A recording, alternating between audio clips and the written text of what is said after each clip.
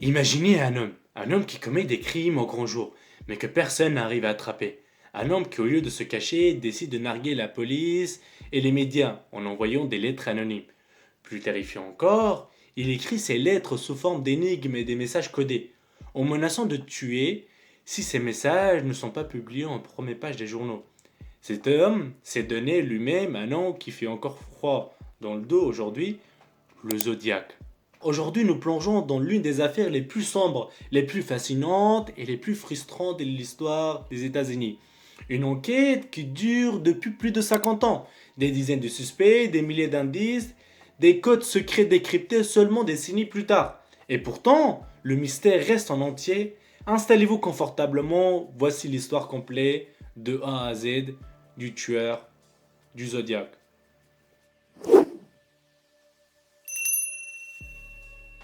Tout commence officiellement quelques jours avant Noël, en 1968. Nous sommes à Vallejo, une petite ville tranquille de Californie. Ce soir-là, deux adolescents, Betty Lou Jensen et David Faraday, se garent au bord d'une route isolée, bien connue des amoureux, appelée Lake Herman Road. Retenez, c'est leur toute première rendez-vous. La soirée est calme, mais vers 23 heures, une voiture s'approche et se gare juste à côté d'eux. Un homme en sort. Ce qui se passe ensuite est une violence soudaine et inexplicable. L'inconnu tire sur le jeune couple, David et Petty Lou, perdant la vie cette nuit-là. La police locale est totalement perdue. Les victimes n'avaient plus d'ennemis et on leur a rien volé. C'est un acte gratuit. 6 mois passent, la vie reprend son cours jusqu'à la nuit de 4 juillet 1969. Le jour, la fête américaine. À quelques kilomètres du premier crime, un autre jeune couple, Darlene Ferrin et Michael Maggio, assis dans une voiture sur un parking désert. Une voiture se garait derrière eux, bloquant leur sortie. Un homme en descend, une lampe torche puissante à la main. Il s'approche de la vitre, éblouit le couple pour l'empêcher de voir son visage et tire plusieurs coups de feu avant de repartir calmement. Mais cette fois, il y a un survivant, Michael Maggio. Malgré des graves blessures, s'en sort. Il décrira plus tard un homme blond plus costaud d'environ 1,80 m, avec des cheveux bruns. Mais le vrai tournant de cette affaire de Blue Rock Springs intervient à peine 40 minutes après l'attaque. À 1 h du matin, le commissariat de Vallejo reçoit un appel d'une cabine publique. L'homme au bout du fil parle d'une voix calme, presque robotique, et dit ceci. Je vous signale un double meurtre. Si vous allez 1 kilomètre à l'est de la route du parc, vous trouverez des jeunes dans une voiture noire. J'ai aussi tué les autres l'année dernière. Au revoir. Le tueur vient de revendiquer ses crimes à la police. L'enquête bascule dans une autre dimension. Jusqu'à ici, l'affaire est terrible, mais elle ressemble à d'autres histoires criminelles. Ce qui va rendre ce tueur unique et terrifiant, c'est ce qui arrive le 31 juillet 1969. Ce jour-là, 3 grands journaux de la région de San Francisco reçoivent chacun une lettre rédigée à la main. L'autre y donne des détails très précis sur les meurtres, des détails que seule la police et le coupable peuvent connaître. Et dans chaque lettre, on trouve un tiers d'un long message codé, un mystérieux texte composé de symboles étranges. L'inconnu exige que ces 3 parties soient publiées en première page des journaux dès le lendemain. S'il refuse, il menace de tuer 12 personnes au hasard pendant le week-end. Au bas de ces lettres que le public découvre pour la première fois son symbole signature, ce fameux cercle traversé par une croix. Les journaux cèdent à la panique et publient le code. La population est terrifiée. Tout le monde cherche à comprendre qui se cache derrière ces signes. Quelques jours plus tard, une nouvelle lettre arrive. Et c'est la première fois qu'il utilise ces mots qui vont marquer l'histoire. Chef rédacteur en chef, c'est le Zodiac qui vous parle.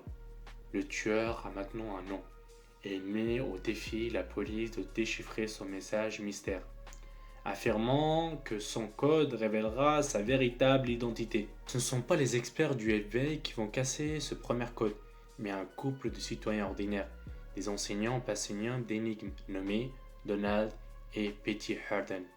En observant les répétitions de symboles, ils réussissent à traduire le message, mais à l'intérieur, aucune identité. Le message dit entre autres: j'aime tuer des gens parce que c'est tellement plus amusant que de tuer du gibier dans la forêt. Parce que l'homme est l'animal le plus dangereux de tous. Le zodiaque s'amuse. Il ne cherche pas à se faire comprendre. Il cherche à théoriser. Le zodiaque va frapper à nouveau. Et cette fois, il change radicalement de méthode. Nous sommes en plein après-midi au bord du lac Belissa. Deux étudiants, Brian Hartnell et Cecilia Schipper, se reposent au soleil. Soudain, un homme sort des fourrés. Son apparence digne d'un film d'horreur. Il porte une gagoule noire carrée qui lui descend jusqu'à la taille, avec le symbole du zodiaque, brodé en blanc sur la poitrine. Il porte des lunettes de soleil par-dessus les trous de la cagoule et tient un pistolet. L'homme prétend être un évadé de prison qui a juste besoin d'argent pour fuir au Mexique. Il demande à Cecilia de ligoter Brian. Puis il attache la jeune femme, mais au lieu de partir avec l'argent, l'homme sort un long couteau. L'attaque est d'une violence inouïe. Avant de s'enfuir, le tueur s'approche de la voiture des victimes et écrit directement sur la portière avec un feutre noir les dates de ses précédents crimes et l'heure de l'attaque du jour. Brian Hartnell survit miraculeusement à ses blessures et pourra raconter cette scène digne d'un cauchemar. Cecilia, malheureusement, succombera à l'hôpital. Jusqu'à présent, le Zodiac n'a frappé que dans des endroits isolés ou des petites villes. Mais en octobre 1969, il décide d'entrer directement dans la grande ville de San Francisco. Un chauffeur de taxi de 29 ans, Paul Steen, prend un client à bord. Arrivé à destination dans le quartier de Presidio High, le passager tire sur le chauffeur à bout portant. Trois adolescents, depuis la fenêtre de leur maison, juste en face, assistent à la scène sans comprendre immédiatement. Ils voient un homme essuyer le taxi, fouiller les poches du chauffeur et répartir calmement à pied. Les jeunes appellent tout de suite la police. Grâce à leur témoignage, les enquêteurs vont enfin pouvoir dessiner le tout premier portrait robot officiel du Zodiac. Un homme avec des lunettes épaisses, le visage carré et les cheveux courts avec une mèche rabattue. C'est la piste la plus sérieuse que la police ait jamais eue. Mieux encore, quelques jours plus tard, le journal reçoit un morceau de la chemise ensanglantée de Paul Steen. Prouve sans aucun doute que l'auteur des lettres est bien le tueur du taxi. Dans sa lettre, le Zodiac menace cette fois d'en s'en prendre à un bus scolaire rempli d'enfants. La paranoïa s'empare de toute la région. Le bus sont escortés par la police. Les parents ont peur de laisser sortir leurs enfants. Le Zodiac est devenu l'ennemi public numéro 1. Au total, le Zodiac a revendiqué 37 meurtres. Dans ses différentes lettres, bien que la police ne lui ait en attribué officiellement que 5 confirmés et 2 tentatives. Au fil des années, les lettres s'espacent, puis s'arrêtent complètement au début des années 70. Le tueur semble avoir disparu dans la nature. Mais alors, qui était-il? La police a enquêté sur plus de 2500 suspects. Parmi eux, un nom revient sans cesse. Une véritable obsession pour les enquêteurs, Arthur Lee Allen. Arthur Lee Allen est un ancien enseignant qui a été renvoyé de son école pour comportement inapproprié. Pourquoi est-il le suspect idéal? Les indices indirects sont troublants.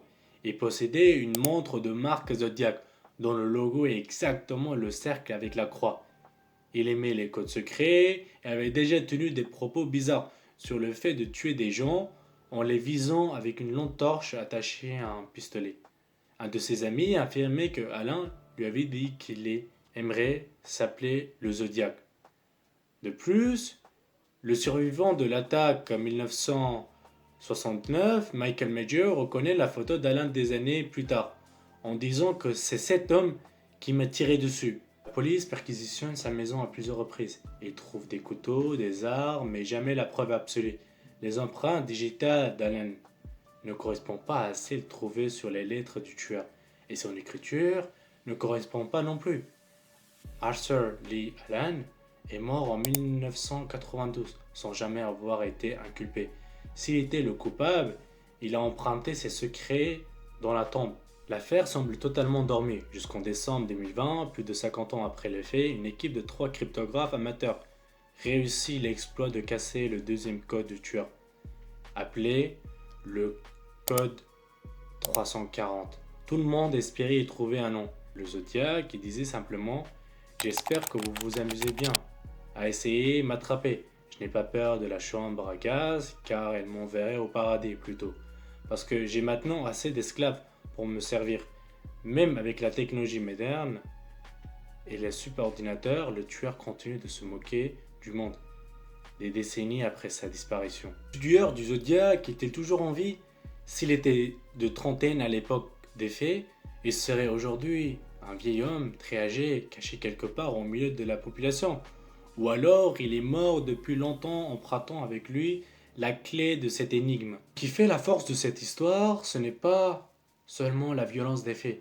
C'est ce besoin absolu qu'avait cet homme d'être vu, d'être connu tout en restant invisible. Il a transformé la détresse de vraies familles en un jeu de pistes macabres pour les médias. Aujourd'hui encore, le dossier reste officiellement ouvert dans les archives du FBI et de la police de la Californie. Le Zodiac a réussi son pari le plus sombre, entre dans l'histoire sans jamais donner son vrai nom. C'est ici que se referment ces pages des archives d'Isha. Qu'en pensez-vous? Pensez-vous que Arthur Lee Allen est le vrai coupable ou que le véritable tueur n'a jamais été découvert par la police? Dites-le moi dans les commentaires, n'oubliez pas de vous abonner pour ne manquer les prochaines histoires de A à Z, de laisser une pouce bleue si la vidéo vous a plu et à très bientôt